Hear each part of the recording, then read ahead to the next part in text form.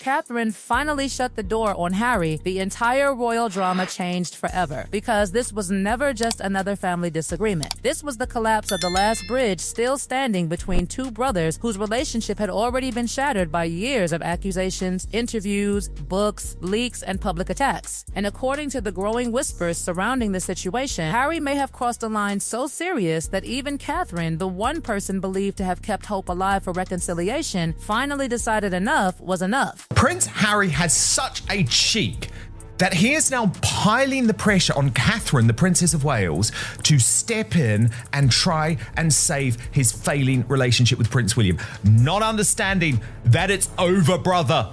It is gone. Finito. Just accept it. They've choked off any information Harry and Meghan had, which is all the currency they had to sell. They have no more royal news to sell, and they're slowly going down the tubes. They've lost everything. Why would you ever want Harry around when he's going to insist on bringing his wife, who once made you cry, then lied about it to Oprah, and always seems to have varying recollections? For years, many believed Catherine was the quiet peacemaker behind palace walls, while William appeared increasingly frustrated. While Charles reportedly created distance, Catherine was often portrayed as the person who still remembered the bond Harry and William once shared. She understood the pain of family division. She understood what losing that connection could mean. And because of that, she allegedly refused to lock the door completely. Not wide open, not welcoming, but not entirely closed either. Yet something changed, something snapped, and suddenly the woman who had spent years trying to keep peace reportedly reached a conclusion that shocked even royal observers. Harry had crossed a boundary that could not be uncrossed. Was fuming, but was particularly upset about what Harry said about Kate. He is fiercely protective of her and will find it hard to ever get over it and have a proper relationship with his brother again. Think about the timing. Catherine was fighting the most personal battle of her life. She was recovering, rebuilding, protecting her family while facing intense public scrutiny. Then came fresh headlines, fresh stories, fresh discussions involving private family matters. To many observers, the timing felt impossible to ignore. Why now? Why when the family was already under enormous pressure? Why when healing should have been the priority? Suddenly, what once looked like a family disagreement started looking like something darker, a cycle that never ended, because every attempt at peace seemed to be followed by another public revelation, another interview, another claim, another controversy. And according to reports, Catherine looked at the entire pattern and finally decided she was finished carrying responsibility for someone else's choices. He reported that Kate was the last senior royal to hold out hope for a reconciliation, but that Harry's public comments about King Charles's cancer diagnosis were her final straw.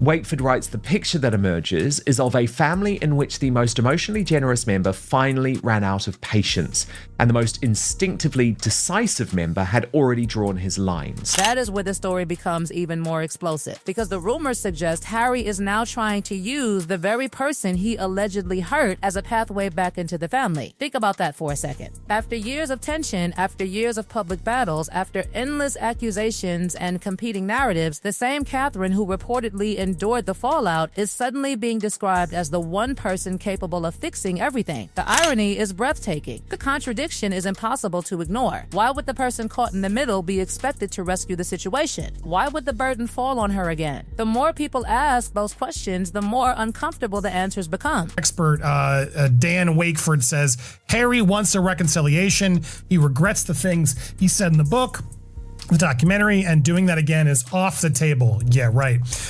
What's heartbreaking is he kind of hoped that William would stumble a little and reach out and need him. I don't know if I believe this.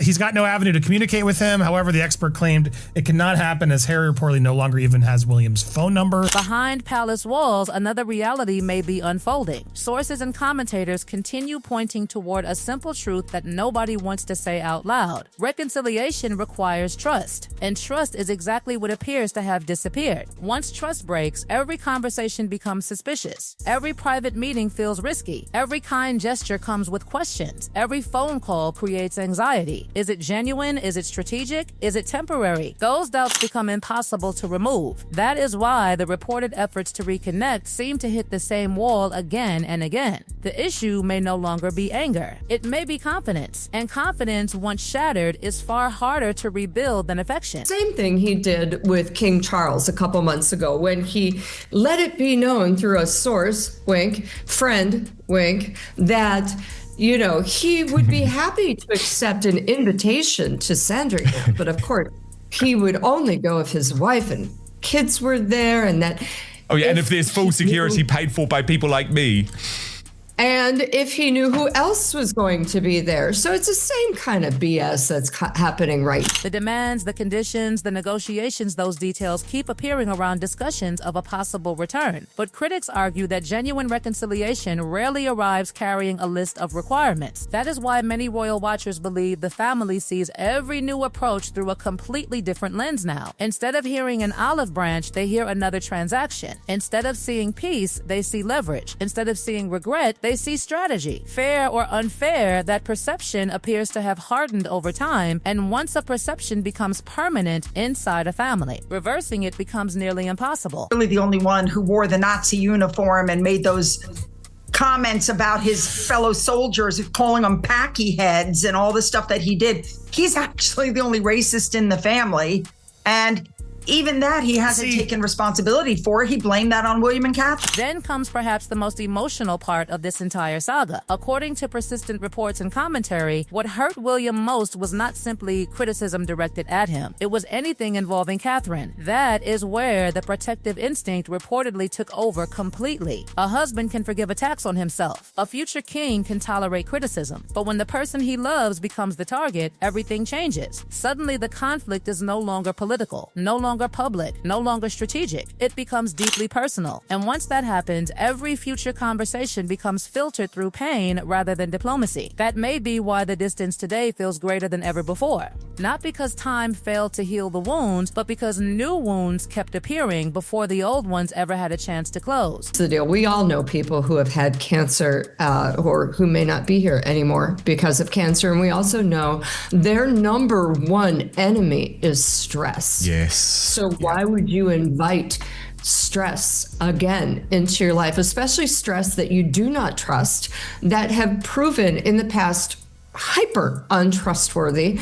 And not to mention, why would you ever want Harry around when he's going to insist on bringing his wife, who once made you cry, then lied about it to Oprah? What makes this story even more dramatic is that many believe Catherine's decision was never really about herself. It was about her children. It was about protecting the future. It was about deciding who gets access, who gets trust, and who gets another chance. Mothers think differently when children enter the equation. Old arguments suddenly carry new consequences. Old mistakes suddenly feel larger. Every risk feels more serious. Every warning feels louder. And if Catherine truly reached the conclusion that enough was enough, then this was not a decision made in anger. It was a decision made after years of watching events unfold, years of hearing explanations, years of seeing patterns repeat. The question now isn't whether the door is closing. The question is whether it has already closed completely, and whether Harry is only now realizing that the last person willing to hold it open may have finally walked away. What happened next only made the situation look even more irreversible. The deeper people examined the growing distance between Harry and the royal family, the more they noticed a pattern that seemed impossible to dismiss. Invitations disappeared. Opportunities for reconciliation vanished. Public appearances became separate worlds. And perhaps most revealing of all, family events continued without him. That is when observers started asking a question nobody wanted to answer. Was this still a temporary estrangement, or had the family quietly reached a final verdict? Because when relatives stop arguing and simply stop engaging, the silence often speaks louder than any confrontation ever could. The trust issue kept resurfacing everywhere. Every discussion discussion seemed to circle back to the same concern. Private conversations no longer felt private. Family gatherings no longer felt safe. Even the smallest interaction carried the possibility of becoming tomorrow's headline. And once that fear enters a relationship, every smile becomes questioned, every conversation becomes measured, and every invitation becomes a risk calculation. Critics argue that this is the real damage caused by years of public conflict. Not the headlines, not the interviews, not even the books. The real damage is that people begin guarding themselves around you. And when that happens, genuine closeness becomes nearly impossible to recover. That is why Catherine's reported refusal to intervene feels so significant. For years, she was viewed as the emotional bridge connecting two sides that no longer trusted each other. But now, according to the narrative emerging from royal commentators, even that bridge appears to be gone. And if Catherine has truly stepped away from the role of peacemaker, Harry may have lost the one person still capable of softening William's position. The implications are enormous because William is repeatedly described as someone who cannot be pressured into changing his mind once he reaches a conclusion. If that description is accurate, then the current freeze may not be temporary at all. It may be permanent. Then another uncomfortable reality begins emerging from the shadows. The issue is no longer just about the past. It is about the future. It is about what happens when William eventually becomes king. That possibility hangs over every conversation like a storm cloud nobody can ignore, because many believe that when that day arrives, William will possess even greater authority to determine who has access, who participates, who remains connected, and who stays outside the gates looking in.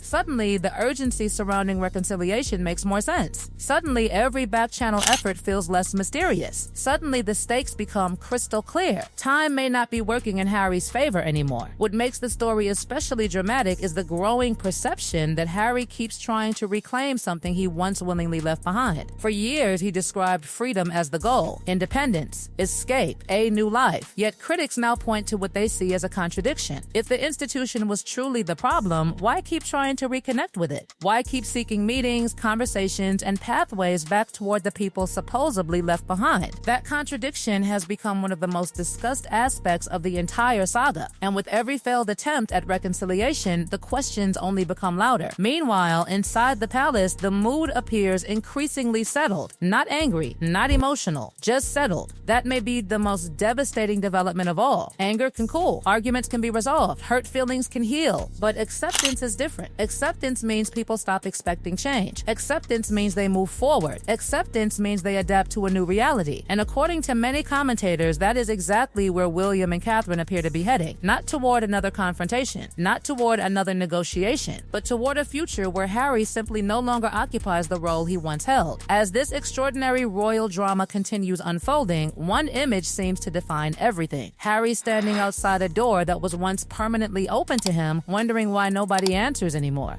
Meanwhile, Catherine, the woman who reportedly defended reconciliation longer than anyone else, has allegedly reached her final conclusion after years of conflict, accusations, disappointments, and broken trust. Whether every rumor is true or not, one thing has become impossible to ignore. The relationship that once defined the future of the monarchy now appears more fractured than ever. And if Catherine has truly chosen family first and closed the final remaining door, then the biggest royal mystery is no longer whether Harry can get back in. The real mystery is whether he understands that the decision may already have been made long ago, and that everyone except him has finally accepted it.